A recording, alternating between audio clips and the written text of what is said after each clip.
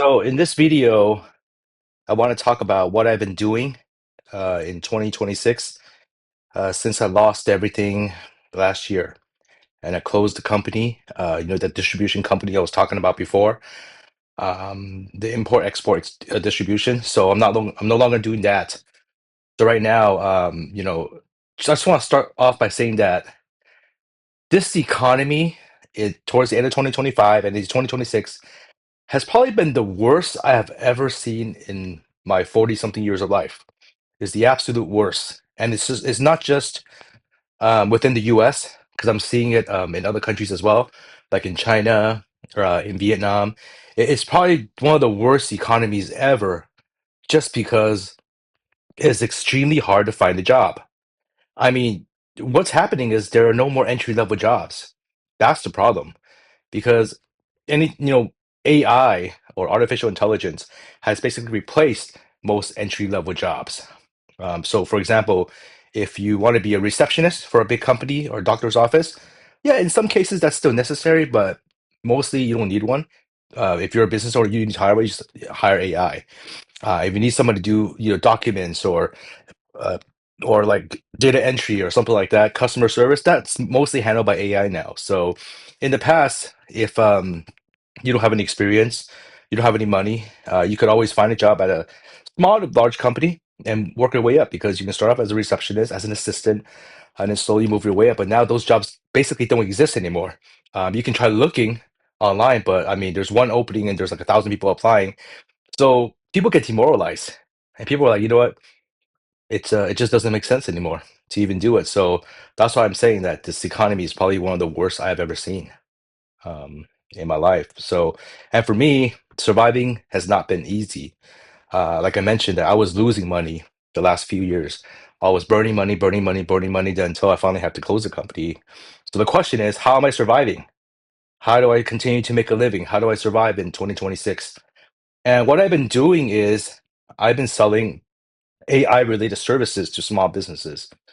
So what that means is that I've been identifying needs that a small business owner would have, and I'm trying to fulfill those needs by implementing AI. And when we say AI, I mean, it's kind of a scam because AI is not real AI. Because when you say AI, I mean that means artificial intelligence. Artificial intelligence means it can develop its own intelligence, it can think on its own, it can act on its own, it can do everything on its own. It gets smarter over time. That's what artificial intelligence is. But what we have now that we consider AI is just a large language model. So what that means is the output depends on the input. So depending on what you input, what databases, what resources are available, etc., how you phrase the question, how you phrase the outcome, you'll get a certain output. So in that sense, that's not really AI. It's just a large language model. It's basically advanced computing.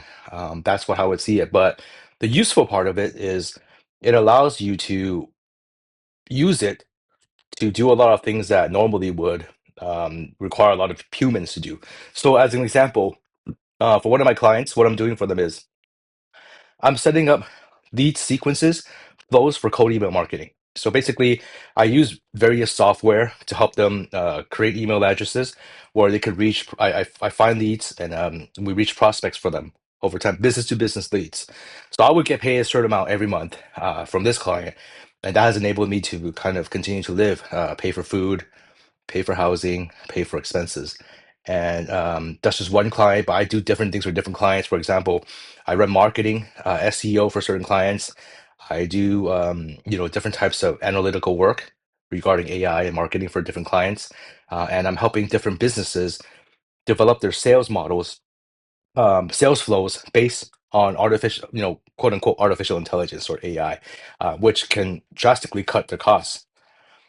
So that's what I've been doing, but it's really not easy in terms of what AI is because I mean right now everybody's talking about AI, right? So if you're a plumber, you want to be plumber AI. It's just because it's hot. Everybody's into it. But if you actually start doing it and implementing AI into your business systems, into your business processes, it's actually really hard. And what I mean is that there are hundreds of tools, thousands of tools. There's multiple ways to implement AI, but it's different for every small business. It's different for every customer, for every situation of marketing. It's different. So what I've been doing at least is I've been identifying what this person actually needs, or what this business actually needs, and I'll come up with a way to do it as cheaply as possible and effectively as possible. And I am by no means an expert in AI implementation. So what I do is, but I have very good business experience in terms of frameworks, modeling. I know a lot about that. So as a result, what I do is for very technical stuff, I would just hire people. So I'll hire people from Pakistan, I'll hire people from Bangladesh, from Vietnam, and they would help me put together the technical side of things. And well, what I do is I would implement the technical side into the processes that they need. So I'll be the implementator in that sense, help people implement those things into their business and make sure everything works. We run tests and everything, and you can get paid. People will pay for that because think about it: if someone's spending $800, $1,000 a month with me on AI services, and if that could save them two employees, previously they would have to hire two people to do that, but now AI can do it. They probably just save like $5,000 a month just by working with me. So that's what I've been doing to survive this very difficult economy. And to be honest, I'm not sure how much worse it's going to get. As you see, gold prices have been going up and down. Um, just everything's so unstable right now. The economy. So if you have a job, I mean, just hold on to it. If you, even if it sucks, just hold on to it. That's my recommendation because people my age, I mean, if you're in your 40s, it's very hard to find a good paying job. And a lot of people that I know who are in my situation who don't have the ability to implement or do another small business, what they do is they end up driving for Uber or Lyft or delivering food, and that's all cool. But there's a lot of competition. There's a very low bar to entry, and you just won't make as much money as you used to. So if you have any type of job and just hold on to it, I would say don't quit your job even if it sucks, just because we don't know what's going to happen in the future. Um, I've just been fortunate that I have good people around me who have taught me many things. So when I was working for the clothing company, I had a mentor who kind of took me from a guy who knew nothing into a guy who knows how to do operations. And in different companies I've worked for, I've had good managers, good supervisors, good directors who've helped me um, look at things differently to improve my worldview, so that I'm even able to like say, okay, if AI is a hot thing right now, how do I actually implement it for people to earn money? If you find a way to do that, it doesn't have to be AI, it could be anything, as long as you can identify a need and you can convince people to work with you. And obviously, you can't charge too much because right now, I mean, it's just the economy's bad. It just is. It's bad. So even small businesses, they're trying to cut back. So if you can prove that you can save the money doing the same things they would actually need done, but you do it much cheaper and it's also very effective, you could probably get paid. And that's what I've been doing to survive this very kind of difficult meltdown in the economy. I mean, you know, we've been in recession for years, believe it or not, and that's part of the reason why my previous business died. The consumer power is just not there. Pre-COVID and even during COVID, consumers had a lot more money to spend, discretionary income.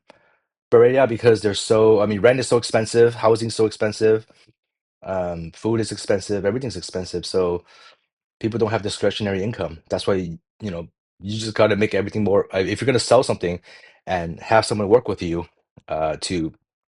to earn money, make sure that your services are good, effective, and also very affordable. That's what I would say. I mean, it's it's not looking good out there. Really, it's not. I mean, I'm just surviving. And I mean, but I've always been a survivor. I was homeless at one point during COVID, but I survived. Um, but yeah, identify needs and coming up with solutions to fulfill them. That will help you earn money, I believe. So that's kind of what I've been doing in terms of earning money, and I hope that you know this gives a little bit more clarification. And on my next videos, I want to talk about the details about how I actually contact customers, how I actually convince people to work with me, and just my thoughts in general on people and business. And hopefully that would help you down the road. So thank you for watching, and I look forward to talking to you again.